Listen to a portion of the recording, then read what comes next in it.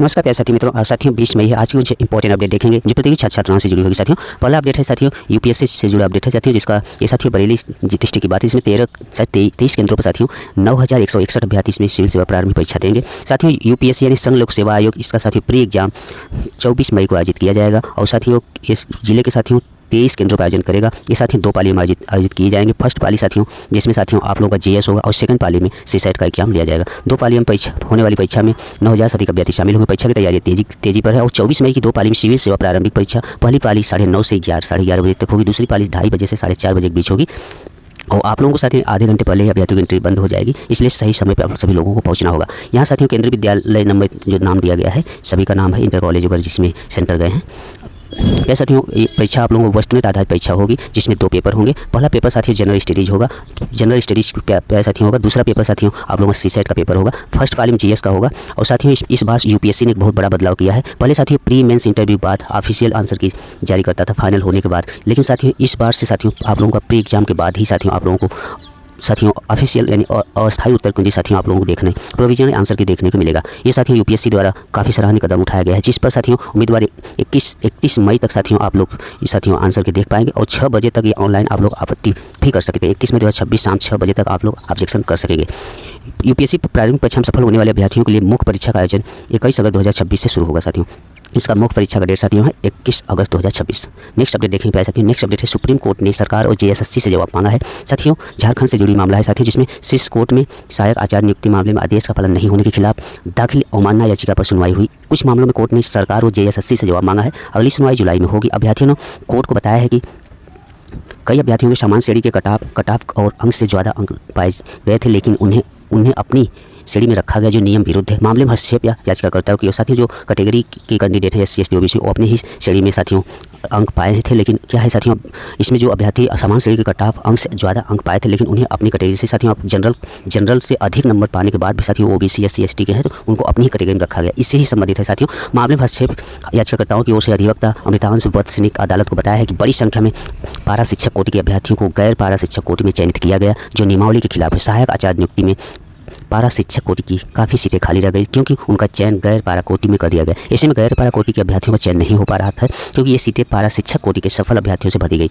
वैसे साथियों जो SC ST OBC के कैंडिडेट होते हैं उनका अगर जनरल में नंबर आया है, जनरल से अधिक नंबर है, फिर भी उनको अपनी कैटेगरी में रखने से संबंधित मुद्दा है साथियों। यह प्यारे साथियों सुप्रीम कोर्ट ने सरकार और जेएसएससी से जवाब मांगा, उससे संबंधित अपडेट। नेक्स्ट अपडेट देखेंगे प्यारे साथियों। ये अपडेट है साथियों नेक्स्ट अपडेट है करोड़ों का बजट फिर भी एडेड स्कूल बनते जा रहे हैं खंडहर। प्यारे साथियों उत्तर प्रदेश के सहायता प्राप्त माध्यमिक विद्यालय अर्थात एडेड की स्थिति लगातार खराब होती जा रही है। इसमें साथियों कई स्कूलों के भवन जर्जर हो चुके हैं और पर्याप्त कमरों तक का अभाव है। इसके बावजूद अधिकांश एडेड स्कूल सरकार की सहयोगी अनुदान योजना का लाभ नहीं ले पा रहे हैं। वही बजट मिलने के बाद भी खर्च न कर पाने वाले 150 स्कूलों को अब नोटिस भेजने की तैयारी। प्रबंधकों ने धनराशि खर्च नहीं कर पाने के कारण विद्यालयों की मरम्मत सुंदरीकरण का कार्य अधूरा रह गया है। इससे साथ ही प्रदेश सरकार ने वह 2023-24 में सहायता प्राप्त माध्यमिक विद्यालयों की आधारभूत सुविधाओं को बेहतर बनाने के लिए सहयोगी अनुदान योजना शुरू की थी। इसके तहत बाउंड्री वाल, भवन मरम्मत, नए कमरों का निर्माण, शौचालय, पेयजल, सुंदरीकरण जैसे कार्य कराए गए।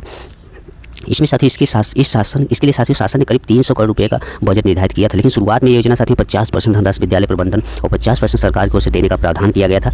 बाद में स्कूल प्रबंधकों की अनिच्छा को देखते हुए इसमें बदलाव किया गया। फिर 25% विद्यालय प्रबंधन को कर दिया गया और 75% सरकारी अनुदान पर कर दिया गया। फिर भी साथियों इसके बावजूद भी योजना में रुचि नहीं दिखाई गई। इतनी बड़ी लापरवाही। विभागीय आंकड़ों के अनुसार प्रदेश में 4512 से अधिक एडेड स्कूल है, लेकिन वित्तीय वर्ष 2026-27 में अब तक केवल 34 विद्यालयों के ही प्रस्ताव ही प्राप्त हुए। इसके पहले 37 प्रस्ताव शासन को भेजे जा चुके हैं। विभागीय अधिकारियों के अनुसार 20 मई 2026 तक प्रस्तावों को शासन को भेजा जाएगा। योजना में प्रस्तावों की कमी के कारण शासन ने घटाकर इसमें जो पैसा था साथियों जो 300 करोड़ रुपए से घटाकर 100 करोड़ रुपए कर दिया गया है। साथ ही इस योजना से संबंधित जो प्रस्ताव उपभोग प्रमाण पत्र नहीं देने वाले स्कूलों को भी नोटिस दिया गया है। योजना के तहत जो भी साथियों विद्यालय धनराशि लेने के बावजूद 1 वर्ष से उपभोग प्रमाण पत्र नहीं देने वाले प्रदेश के 150 स्कूलों को निदेशालय नोटिस देने की तैयारी में है। वही जेटी अर्थ महेंद्र सिंह ने बताया कि जल्द ही ऐसे स्कूलों को नोटिस भेज दिया जाएगा। साथियों योजना के तहत प्राप्त प्रस्ताव 2023-24 में 152 विद्यालय और 2024-25 में 316 विद्यालय और 2025-26 में 125 विद्यालय और अब तक की बात करें 2026-27 के साथियों आंकड़े तो अब तक इसे 34 विद्यालय से ही साथियों योजना के तहत प्रस्ताव प्राप्त हुआ है। साथियों ये रहा एडेड स्कूल से संबंधित अपडेट। नेक्स्ट अपडेट देखें प्यारे साथियों, शिक्षक अभ्यर्थी तैयारी करें और जल्द ही निकलेगी वैकेंसी। साथियों बीपीएससी तैयारी 4 को लेकर साथियों उन्होंने कहा है कि बाबा सिंहेश्वर नाथ के दरबार में मंगलवार पहुंचे बिहार सरकार के शिक्षा मंत्री मिथिलेश तिवारी ने पूजा अर्चना कर राज्य की सुख समृद्धि की कामना की है। इसके बाद शिक्षा मंत्री ने बीपीएससी तैयारी 4 को लेकर बड़ा बयान दिया है। शिक्षा मंत्री ने स्पष्ट संदेश देते हुए साथियों लोग काफ़ी समय से टालमटोल कर रहे हैं, कई बार इन्होंने डेट दिया है, बोला है साथियों बीपीएससी ने भी कई बार ये साथियों वादा करके इस डेट पर आ जाएगी, इतने समय में साथियों नोटिफिकेशन देखने मिलेगी, लेकिन इन्होंने अपने साथी वक्तव्य पर साथियों खड़े नहीं उतरे हैं। ऐसे लोगों पर विश्वास नहीं किया जा सकता प्यारे साथियों जब तक ये बीपीएससी तैयारी 4 नोटिफिकेशन नहीं आउट करते। शिक्षा मंत्री ने स्पष्ट संकेत देते हुए कहा है कि शिक्षक अभ्यर्थियों को जो है आंदोलन या प्रदर्शन करने के बजाय अपनी तैयारी पर ध्यान देना चाहिए। सरकार जल्द ही नई बहाली लाने जा रही, कई वर्ष से इंतजार कर रहे हैं साथियों, और ये साथियों विद्यार्थियों को बता रहे तैयारी करिए, वैकेंसी आ ही नहीं रही, विद्यार्थी तैयारी कैसे करें। प्यारे साथियों शिक्षा मंत्री का कहना है कि इसी दौरान वो साथियों जो सिंहेश्वर नाथ मंदिर में पूजा अर्चना करते हुए मधेपुरा के सिंहेश्वर भी पहुंचे थे। पूजा के बाद मंत्री ने शिक्षा भर्ती को लेकर अभ्यर्थियों को बड़ी राहत देने पर ये बयान दिया। उन्होंने कहा कि राज्य सरकार शिक्षक अभ्यर्थियों की मांगों को गंभीरता से देख रही है और अतिशीघ्र नई भर्ती प्रक्रिया शुरू की जाएगी। अभ्यर्थी धैर्य रखें और अपनी पढ़ाई जारी रखें। कब तक धैर्य रखेंगे, आपके बच्चे तो पढ़ नहीं रहे हैं, बीपीएससी तैयारी तो और जैसे कंपटीशन एग्जाम करते नहीं मंत्रियों को, तो ये लोग क्या समझेंगे विद्यार्थियों को। अतिशीघ्र ही नई भर्ती प्रक्रिया शुरू की जाएगी। अभ्यर्थी धैर्य रखें, अपनी पढ़ाई जारी रखें, प्रदर्शन करने की जरूरत नहीं है और शिक्षक अभ्यर्थी तैयारी करें और बहुत जल्द बहाली आने वाली है। साथियों बीपीएससी तैयारी 4 से संबंधित अपडेट रहा, जिसके साथ ही हम शिक्षा मंत्री कह रहे हैं कि आप लोग तैयारी करिए, प्रदर्शन पर ध्यान न दीजिए। साथियों काफ़ी समय से विद्यार्थी इंतजार कर रहे हैं और देखने की बात होगी साथियों बीपीएससी तैयारी 4 का नोटिफिकेशन कब तक आती है। नेक्स्ट अपडेट है प्यारे साथियों, ये साथियों 69,000 शिक्षक भर्ती से संबंधित, जिसका साथियों कल सरकार ने कोर्ट में ये रखा प्रस्ताव है।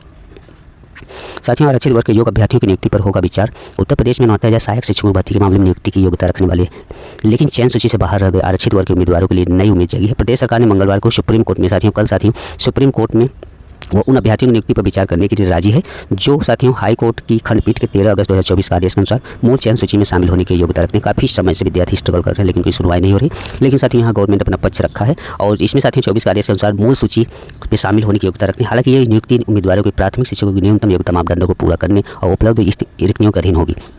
यहाँ सरकार ने स्पष्ट कर दिया है कि ये निर्णय मामले की विशिष्ट परिस्थितियों को देखते हुए लिया गया है और इसे भविष्य में किसी अन्य चयन में नजीर नहीं माना जाएगा।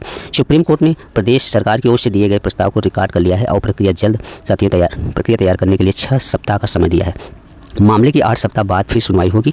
इस भर्ती का मामला 2018 से लंबित है। सामान्य वर्ग के अभ्यर्थी ने इलाहाबाद हाई कोर्ट की खंडपीठ के 13 अगस्त 2024 के फैसले को चुनौती दी थी। इसमें क्या साथियों हाई कोर्ट ने भर्ती की मेरिट लिस्ट की रद्द कर दिया और प्रदेश सरकार के आदेश दिया था कि इस शिक्षक भर्ती की पूरी लिस्ट को मूल चयन सूची में आरक्षण के सभी नियमों के अनुसार 3 महीने के भीतर फिर से तैयार किया जाए। रद्द हुई चयन सूची के अनुसार सामान्य वर्ग के शिक्षकों की नियुक्ति हो चुकी है। उन्होंने नौकरी पर खतरे को देखते हुए साथियों सुप्रीम कोर्ट की विशेष अनुमति याचिका दाखिल की है। सुप्रीम कोर्ट ने शुरू में ही हाई कोर्ट की इस आदेश पर अंतरिम रोक लगा दी थी। फिर साथियों आरक्षण नियमों के उल्लंघन का आरोप लगा कर आरक्षित वर्ग के अभ्यर्थियों से भी सुप्रीम कोर्ट में हस्तक्षेप अर्जियां जो है दाखिल की है।